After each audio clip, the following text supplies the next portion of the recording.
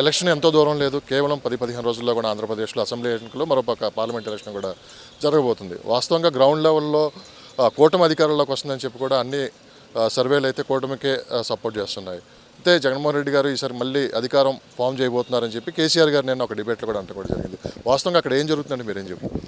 వాస్తవంగా జనాలు మార్పు కోరుకుంటున్నారండి. అక్కడ ప్రస్తుతానికి మార్పు కోరుకుంటున్నారు. ఎవరో వస్తారనేది ఇంకా ఎలక్షన్ ఇంకా వారం 10 రోజులు ఉన్నప్పుడు ట్రెండ్ ఎట్లా తెలుస్తుంది.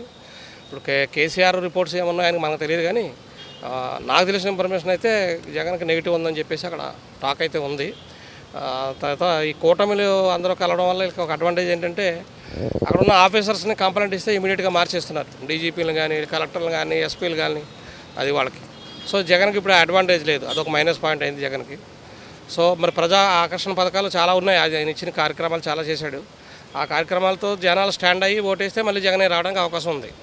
లేదు ఈ పైసలు జగన్ సొంత పైసలు కాదు కదా, గవర్నమెంట్ పైసలు మనకి ఇస్తున్నాడు కదా, జగన్ ఇంట్లోకి వెళ్ళి మన డబ్బులు తెచ్చి ఇచ్చాడు అని ప్రజలు అనుకుంటే మళ్ళీ నెగిటివ్ ఓటు పడవచ్చు. అప్పుడు అక్కడ కొన్ని విషయాలు బాగున్నాయి, కొన్ని విషయాలు బాగాలేదండి. ఇప్పుడు ఏదంటే ప్రజా సంక్షేమ పథకాలు బాగున్నాయి, కానీ కొన్ని డెవలప్మెంట్ యాక్టివిటీస్ లేవు. ఎంప్లాయ్మెంట్ చాలా తక్కువ ఉంది. తర్వాత రోడ్స్ అవి సరిగా లేవు. కొన్ని కార్యక్రమాలు బాగాలేదు, కొన్ని కార్యక్రమాలు బాగున్నాయి.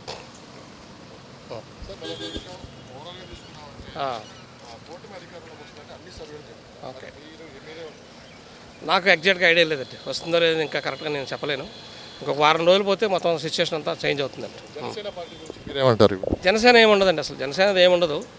పవన్ కళ్యాణ్ అయితే గెలవచ్చేమో, కానీ మిగిలిన సీట్లు ఏమి నాకు గ్యారంటీ. పిఠాపురంలో జనసేన అధినేత పవన్ కళ్యాణ్ నామినేషన్కి వచ్చిన జనాన్ని చూసుకోండి మీరు ఈ మాట అంటే ఒక పిఠాపురం వరకు జగన్ వరకు ఓకే, మన ఇతను పవన్ కళ్యాణ్ కూడా నెగ్గుతాడు ఈసారి అనుకుంటున్నాను, కానీ మిగిలిన విషయాలు లేదు. ఎందుకంటే కాపుల్లోనే వ్యతిరేక వర్గం అతనికి బాగా ఎక్కువైపోయింది. హరిరామ్ జోగయ్య, తర్వాత ముద్రగడ ప్రధానము, తర్వాత చాలామంది కాపు నాయకులు. ఎందుకంటే జగన్ పవన్ తక్కువ సీట్లలో పోటీ చేస్తున్నాడని చెప్పేసి కాపు కమ్యూనిటీ నుంచే చాలా వ్యతిరేకత వచ్చింది. ఇంకా ఎక్కువ సీట్లు తీసుకునేది ఉండేయని. సో ఆ కమ్యూనిటీ నుంచే చాలా తక్కువ సపోర్ట్ ఉందని నేను అనుకుంటున్నాను అతనికి. ప్రజెంట్ అదే ఎగ్జాక్ట్గా చెప్పలేము, ఇంకొక వారం రోజులు పోతే తెలుస్తుంది. డిస్కషన్ 2 రకాలుగా ఉందండి. ఇప్పుడే ఒక ఆయనతో మాట్లాడాను. ఆయన వన్ సైడ్ అంటాడు జగన్కి 130 సీట్స్ వస్తాయని ఇప్పుడే ఒక ఆయన చెప్తున్నాడు. ఇంక కొంతమంది ఏమంటారంటే అసలు జగన్ అడ్రస్ ఏమంటాడో పోతాడో అని కొంతమంది చెప్తా ఉన్నారు. సార్ మనం యాక్చువల్గా హైదరాబాద్లో ఉంటున్నాం కాబట్టి అక్కడ ఆంధ్రాలో మనం ఉండలే కాబట్టి కరెక్ట్ ఎగ్జాక్ట్ పొజిషన్. తెలంగాణ పరిస్థితి కాంగ్రెస్ స్వీప్ చేయొచ్చు అనుకుంటున్నాను. సార్ మీరు చెప్పండి, ఇప్పుడు ఎలా ఉంది పరిస్థితి? అంటే ఏ కూటమి అధికారంలోకి వచ్చే అవకాశం ఉందా, మళ్ళీ జగనే వచ్చే అధికారం? మళ్ళీ జగనే రావచ్చు. జగనే రావచ్చు అని మీరు అంటే జస్ట్ ఆయన చేసిన మంచి పనులు చాలా ఉన్నాయని, అందుకని జగన్కే ఓటేస్తారు అనుకుంటున్నాను నేను. But chances are there. TDP కూడా రావచ్చు, ఐడియా లేదు, కానీ ఐఎమ్ నాట్ షూర్. యా మళ్ళీ అదే రూల్ కంటిన్యూ అవుద్ది అనుకుంటున్నాను. జగనే మళ్ళీ వస్తారు. ఎస్, మరి కొంతమంది మనతో మనం మాట్లాడుకుంటున్నారు. ఆంధ్రప్రదేశ్ అసెంబ్లీ ఎన్నికలు, 2 రాష్ట్రాల్లో పార్లమెంట్ ఎలక్షన్లు కూడా జరగబోతున్నాయి. అసలు ప్రజల అభిప్రాయం ఏ విధంగా ఉంది? నిన్న కేసీఆర్ గారు అన్న మాట ఎంతవరకు వాళ్ళు స్వీకరిస్తున్నారు? మళ్ళీ ఆంధ్రప్రదేశ్లో జగన్మోహన్ రెడ్డి గారు అధికారంలోకి వస్తారని చెప్పి కేసీఆర్ చేసిన వ్యాఖ్యలు ప్రజలు అసలు ఏమనుకుంటున్నారు వాళ్ళని అడిగి తెలుసుకుందాం. సార్, మొత్తం మీద ఇప్పుడున్న పరిస్థితిని చూస్తుంటే ఆంధ్రప్రదేశ్లో మరి కొన్ని రోజుల్లోనే ఎలక్షన్ జరగబోతుంది. సో అక్కడున్న పరిస్థితులను బట్టి ఈసారి ఎవరు అధికారంలో రాబోతున్నారు? ఒక పక్క జనసేన, మరో పక్క తెలుగుదేశం, బీజేపీ కలిసి ముందుకు వస్తుంటే జగన్మోహన్ రెడ్డి గారు సింగిల్గా వెళ్ళిపోతున్నారు. 2014 ముందు జరిగిన ఒక సంఘటన మీకు చెప్తాను. కేసీఆర్ గారు చీఫ్ ఎలక్షన్ కమిషనర్ చెప్పాల్సిన ఎలక్షన్ షెడ్యూల్ని ఆయన ముందే డిక్లేర్ చేశాడు, వచ్చి ఆయన నోటితో చెప్పాడు. అప్పుడు ముగ్గురు, జగను, కేసీఆర్, మోడీ గారు ముగ్గురు ఒకటే.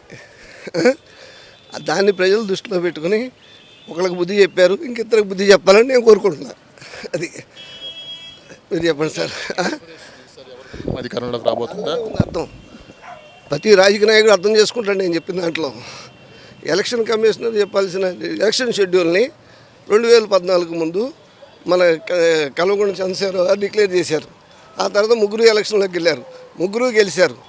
మొన్న ఎలక్షన్ జరిగింది, ఒక ఆయన వెళ్ళిపోయాడు, ఇంకిద్దరు వెళ్ళిపోవాలని మేము కోరుకుంటున్నాం. అక్కడ గ్రౌండ్ లెవెల్లో అసలుకి పబ్లిక్ అసలుకి వాళ్ళ ఒపీనియన్ ఏ విధంగా ఉందని మీరు భావిస్తారు? గ్రౌండ్ లెవెల్లో అందరికీ తెలుసు అరాచకం అనేది. అక్కడ జరిగింది, ఇక్కడ అరాచకం చూశారు, అక్కడ అరాచకం చూశారు, అక్కడ అరాచకం చూశారు. ఎవరికి వాళ్ళు చెప్పుకోవడమే కానీ ప్రజల్లో నిశ్శబ్దంగా జరుగుతుంది. యుద్ధం ఇది నిశ్శబ్దంగానే జరుగుతుందని నా భావన. కోరుకుంటున్నారా? డెఫినెట్గా కోరుకుంటారు. చెప్పేది ఒకటి జరిగేది ఒకటి. ఇక ప్రజలు చాలా విఘ్నులు, ప్రజలు చాలా గౌరవంగా చక్కగా ఎలా చెప్పాలో సమాధానం అలాగే చెప్తారు. నేను ఏ పార్టీని విమర్శించినానో ఏం జరిగిందో అర్థమయ్యే వాళ్ళకి అర్థమవుతుంది అది. ఎందుకు అర్థమవుతుందంటే జరిగేది అదే. నిశ్శబ్ద యుద్ధం ఇది. ఎంత భారీగా ఎంత ప్రచారం చేసుకున్నా ఉపయోగం లేదు. నిశ్శబ్దంగా జరుగుతుంది అది. కూటమి అటు తెలుగుదేశం, జనసేన, బీజేపీ కలవటంపై మీ అభిప్రాయం? మంచిది, అది మంచి అభిప్రాయం అది. కానీ ప్రజలు నిర్ణయిస్తారు, డెఫినెట్గా నిర్ణయిస్తారు. ప్రజల చేతిలోకి ఉంది ఆయుధాన్ని ఇప్పుడే ఉపయోగిస్తున్నారు. ఒకసారి చూసాం మనం, ఇంకా 2 సార్లు కూడా చూస్తాం. తెలంగాణలో అయితే ప్రజలు మార్పు కోరుకుంటున్నారు, అదేవిధంగా ఆంధ్రప్రదేశ్లో కూడా అదే మార్పు కోరుకుంటున్నారు. అర్థం నేను చెప్పిన అర్థం అదే. ఆంధ్ర రాజకీయాల్లో వీళ్ళ కూటమికి ఈసారి గ్యారెంటీగా తప్పకుండా గెలవడానికి అవకాశాలు మెండుగా ఉన్నాయని చెప్పి నేను అనుకుంటున్నాను. ఎందుకంటే వీళ్ళు ఇప్పుడు అంతకుముందు గవర్నమెంట్కి వాళ్ళు సపోర్ట్ చేసినటువంటి యంత్రాంగం కానీ వీళ్ళందరినీ కూడా ఇప్పుడు మార్చిపడేస్తున్నారు. ఇప్పుడు రైట్ డైరెక్షన్లో నడుస్తుంది కాబట్టి తప్పకుండా ఈసారి కూటమికి అవకాశాలు మెండుగా ఉన్నాయని అనుకుంటున్నారు. కూటమికి గెలవాలని మీరు ఎందుకు అనుకుంటున్నారు? జగన్మోహన్ రెడ్డి ఎందుకు ఓడిపోవాలని మీరు అనుకుంటున్నారు? అంటే జగన్మోహన్ రెడ్డి వచ్చిన తర్వాత ఆ రాష్ట్రం యొక్క డెవలప్మెంట్ పరిస్థితి ఏమిటి అన్ని విషయాలు తెలుసుకున్న వాళ్ళు, అది కేవలం అతను సంక్షేమాల గురించి డబ్బు పంచాడే తప్ప రాష్ట్ర అభివృద్ధి ఏమీ చెందలేదు.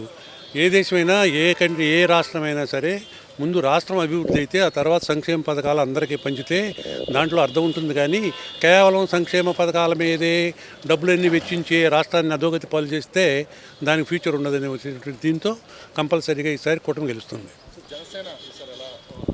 ఈ ఎలక్షన్లో ఎలా కూడా ఈసారి ఈ బీజేపీ ఓట్లు, తెలుగుదేశం ఓట్లు జనసేనకు కూడా కొంత ట్రాన్స్ఫర్ అయ్యి జనసేన పరిస్థితి ఓవరాల్గా బెటర్గా ఉంటుంది. అయితే ప్రజలైతే మార్పు కోరుకుంటున్నారు మీరు అనుకుంటున్నారు? ప్రజలైతే తప్పకుండా మార్పు కోరుకుంటారు. ఇంత జరిగా కూడా మార్పు కోరుకోకపోతే ఎవరు తలతో కురితో తలగొక్కున్నట్లే ఇక అంతే.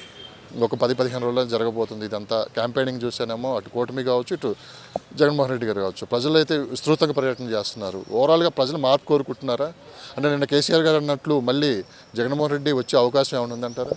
ఏమాత్రం లేదండి. పబ్లిక్ డిసైడ్ చేసుకోవాలి. ఎందుకంటే ఇప్పుడు బాధపడుతున్న వాళ్ళు పబ్లిక్.